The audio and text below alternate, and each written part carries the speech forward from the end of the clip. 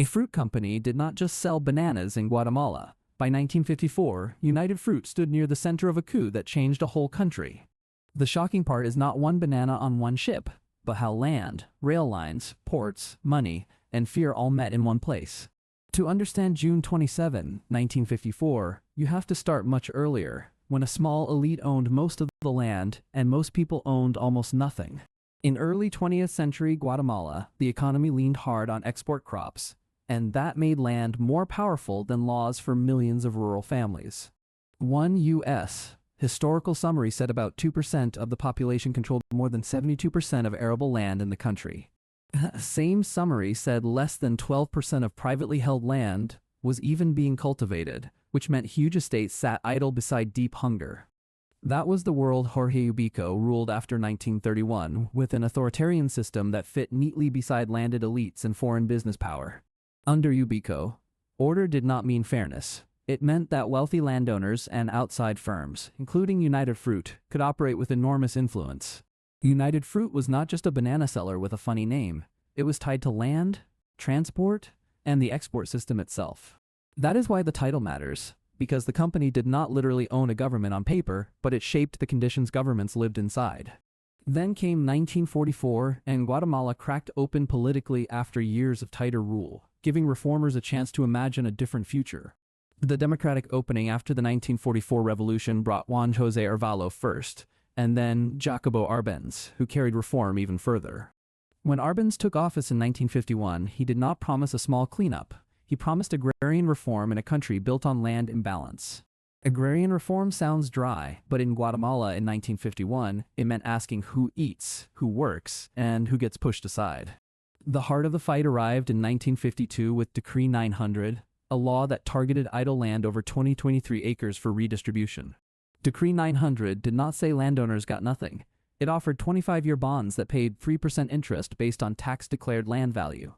That tiny detail about tax-declared value turned a land law into a political explosion because many owners had declared low values for tax reasons. So when compensation was calculated from those low tax numbers, the gap between paper value and claimed real value became a war of stories. United Fruit held huge amounts of uncultivated land, which meant Decree 900 struck close to one of the strongest companies in the region. One famous dispute centered on compensation around $2 million based on the company's own declared tax value for the land. United Fruit argued that number was far too low, and the argument quickly became bigger than acreage, bonds, or even bananas. The fight now touched profit, prestige, foreign influence, Cold War fear, and the question of whether Guatemala could change its land system at all.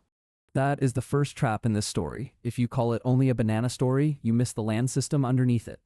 But if you ignore bananas completely, you miss how one fruit export economy helped build the power structure the reform threatened.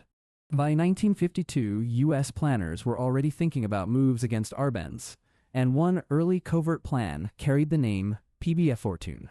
PBSUCCESS matters because it shows the pressure on Guatemala did not suddenly appear in one dramatic week during 1954. The planning then grew into PBSUCCESS in 1953 under President Eisenhower, and the scale of outside involvement became much clearer. Declassified records show a budget around $7 million for political action, subversion, psychological warfare, and a small paramilitary effort. That number, $7 million, was not spent to win a fair argument in public. It was spent to bend events.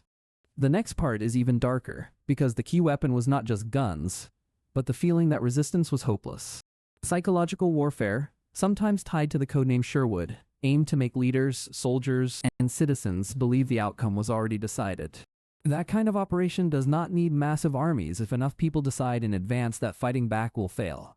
So the battle was not only over territory or roads, it was over fear, rumors, broadcasts, and the human mind.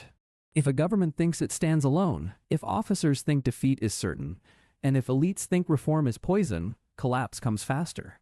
That is why propaganda mattered so much in PBSUCCESS, because a frightened government can fall before a stronger force ever fully arrives.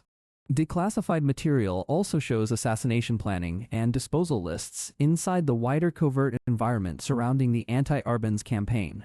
That paper trail matters because it destroys the clean movie version where smart men nudged events and nobody got their hands dirty. Even during the coup phase itself, later CIA internal history admitted the operation was much messier than the myth suggested. Internal records indicated at least several dozen deaths during the coup phase, which means even though Small's version came with blood. Before the coup closed in, Guatemala was still living inside a huge unresolved question about land and democracy. Could a country where 2% owned more than 72% of arable land really call itself stable or free? Could a law like Decree 900, aimed at idle estates over 203 acres, survive against elite anger and foreign alarm? And could Arbenz keep support when reform touched the interests of major landholders and a company like United Fruit? That is where Cold War ideology enters the frame, and it changes the temperature of every argument. Land reform was not discussed only as land reform. It was cast as communist danger, expropriation, and a regional threat. That framing mattered because once reform is painted as a Cold War emergency, compromise starts looking like surrender. United Fruit's interests, local elite fear, and anti-communist doctrine could now move in the same direction at the same time. This is why the coup cannot be reduced to fruit alone, even though fruit exports sit at the center of the story. The real engine joined bananas, land concentration, labor control, private power, U.S. strategy, and fear of left-wing reform into one machine. Arbenz was not facing one angry company in 1954. He was facing a whole structure that saw reform as danger. That structure included wealthy landowners inside Guatemala, foreign business networks, covert planners, and a Cold War language ready to justify intervention. When enough of those forces line up, a president can become isolated even before the final break. And the final break came on June 27, 1954, when Jacobo Árbenz resigned under rising pressure and collapsing support. After Arbenz fell, Carlos Castillo Armas took power, and the democratic reform path that opened after 1944 was cut short. That transfer of power is often told like a fast plot twist, but the deeper damage came after the cameras would have left. The 1954 overthrow did not just remove one president. It narrowed political space and changed what kinds of politics could survive. The Commission for Historical Clarification later linked the overthrow directly to outlawed social movements and a more exclusionary militarized system. That phrase, more exclusionary militarized system, tells you this was not a clean reset, but a harsher order with narrower room to breathe.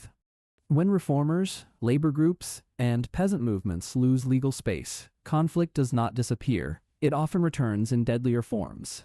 Guatemala's later internal armed conflict killed or disappeared more than 200,000 people, turning the coup's long shadow into a human catastrophe. That figure, more than 200,000, is the part missing when people treat the banana coup like a quirky Cold War anecdote. The Commission for Historical Clarification documented 42,275 victims in its case sample while studying the violence in detail. Inside that sample were 631 arbitrary executions and 659 forced disappearances, numbers that point to systematic brutality, not random chaos. The Commission also found that 83% of fully identified victims were Mayan, showing who carried the heaviest burden.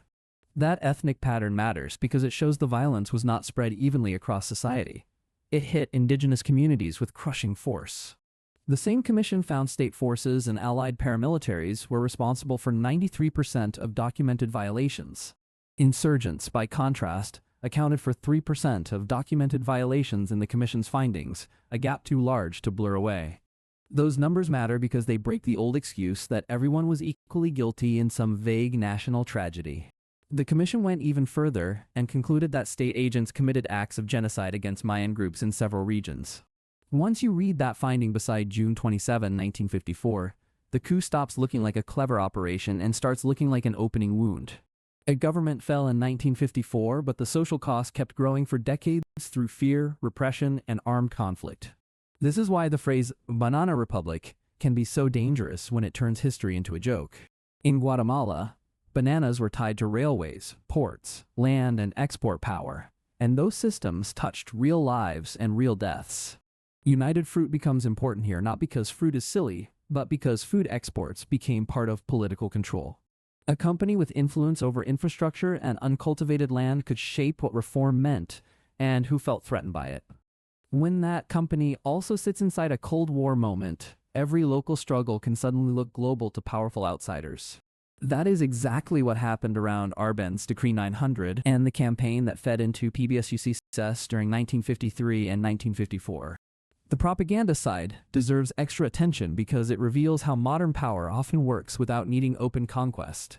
Sherwood-style psychological warfare aimed to break morale, confuse reality, and make officials think the end had already arrived. That is a powerful lesson, because fear can move faster than soldiers and rumors can crack a state from the inside. If officers think resistance is useless, and elites think reform means ruin, and citizens hear nonstop alarm, the room starts to collapse. Then the small paramilitary effort in the declassified budget does not need to win everything on its own. It only needs to arrive at the moment when enough people already believe defeat is the safest choice. That is one reason the myth of a nearly bloodless success lasted for so long after 1954. A myth like that hides the several dozen deaths during the coup phase and also hides the far larger death toll later. The cleaner the myth, the easier it becomes to forget the 200,000 killed or disappeared in the years that followed. The cleaner the myth, the easier it becomes to ignore the 23,671 executions and 6,159 disappearances in the commission sample. The cleaner the myth, the easier it becomes to miss how 83% of fully identified victims were Mayan. That is why historical detail matters here, right down to numbers like 223 acres, 3% bonds, and $2 million. Those details show that giant tragedies are often built from technical rules, paperwork, tax values, and very ordinary claims. A bond term here, a declared value there, a propaganda budget somewhere else, and soon a whole country changes course. Decree 900 looked like a land law, but to powerful interests it threatened the map of ownership itself. United Fruit's dispute over compensation looked like an accounting fight, but it carried the weight of a whole export order. PB Fortune and PBSUCCESS looked like coded plans on paper, but they opened doors to fear, subversion, and political collapse. Sherwood looked like psychological technique, but it aimed at something very human: the belief that saying no longer mattered. So when people ask whether one fruit company owned governments, the best answer is more careful and more chilling. Not in the sense of a king with a crown, but in the sense of a company woven into land, labor, and power. It operated inside a system where business interests, state strategy, and elite fears could reinforce each other across borders. That is how a fruit economy can shape who rules, which laws survive, and whose voices are pushed out. And Guatemala shows that once those forces break a democracy, the damage may not stop with one resignation in 1954. It can spill into decades of militarization, shrinking civic space, and mass violence against communities already pushed to the edge. The report's finding of genocide against Mayan groups in several regions should end any temptation to treat this as just corporate trivia. So should the figure of 93% for state forces and allied paramilitaries in documented violations. So should the date June 27, 1954, because that resignation marked the end of more than one presidency. It marked the defeat of a reform path that began after 1944 and tried to answer a brutal land question peacefully. Remember those earlier numbers because they explain why the reform fight became so explosive. When 2% hold more than 72% of arable land, and less than 12% is cultivated, pressure builds under everything. Pressure like that does not vanish because elites call it order or because foreign firms call it efficiency. It waits until a law like Decree 900 turns hidden imbalance into open conflict. And once the conflict becomes wrapped in anti-communism, corporate alarm, and covert planning, the road gets much harder to escape. That is the real lesson of the banana coup in Guatemala. Bananas were not the whole story, but they were part of a political economy strong enough to help bend a state. By 1951, Jacobo Árbenz was not trying to abolish property. He was trying to change a land system where about 2% controlled more than 72% of arable land. The cruelty inside that number is even clearer when less than 12% of privately held land was cultivated in an agricultural country full of hunger and underused soil. Decree 900 in 1952 targeted idle land over 220 acres, which sounds technical until you see how much uncultivated ground large owners had been sitting on. Compensation came in 25-year bonds paying 3% interest based on tax-declared value, and that rule exploded because many owners had long declared low values. United Fruit was hit hard by that tax value formula, including one famous dispute around roughly $2 million for land the company said was worth far more. That fight mattered because the company did not just own banana land. It also sat near ports, rail links, and export power that shaped Guatemala's whole economy. Washington planners were already thinking about removing Arbenz by 1952 under PBSUCCESS, which shows the pressure began before the reform could fully settle in. The later Operation PBSUCCESS in 1953 under Eisenhower carried a budget of about $7 million for propaganda, subversion, and a small paramilitary push. Psychological warfare was central, because the point was not only to fight Guatemala's army, but to convince officers, elites, and civilians that resistance was already lost. That is where the Sherwood-style propaganda work mattered, spreading fear and inevitability instead of relying on one massive battlefield victory. The classified records also show assassination planning and disposal lists, which tells you how dark the broader covert environment had already become. When Arbenz resigned on June 27, 1954, Carlos Castillo Armas did not inherit a calm state. He inherited a country whose reform era had been violently cut short. Even the CIA later admitted the coup was messier than the clean myth, and internal records pointed to at least several dozen deaths during the coup phase itself. The longer tragedy came later, when Guatemala's armed conflict killed or disappeared more than 200,000 people over the years that followed the overthrow. The Commission for Historical Clarification documented 275 victims in its case sample, including 671 executions and 59 forced disappearances. It also found that 83% of fully identified victims were Mayan, while state forces and allied paramilitaries were responsible for 93% of documented violations. So the banana coup matters not because bananas are cute history trivia, but because one fruit economy helped connect land inequality, Cold War fear, and mass state violence. Land, labor, elite fear, Cold War anti-communism, and U.S. strategic doctrine all mattered alongside United Fruit. Take any one piece out, and the story gets weaker. Put them together, and 1954 starts to make terrible sense. If you want the next chapter in Latin America, watch the story of another moment when reform, foreign pressure, and fear collided long before the shooting stopped.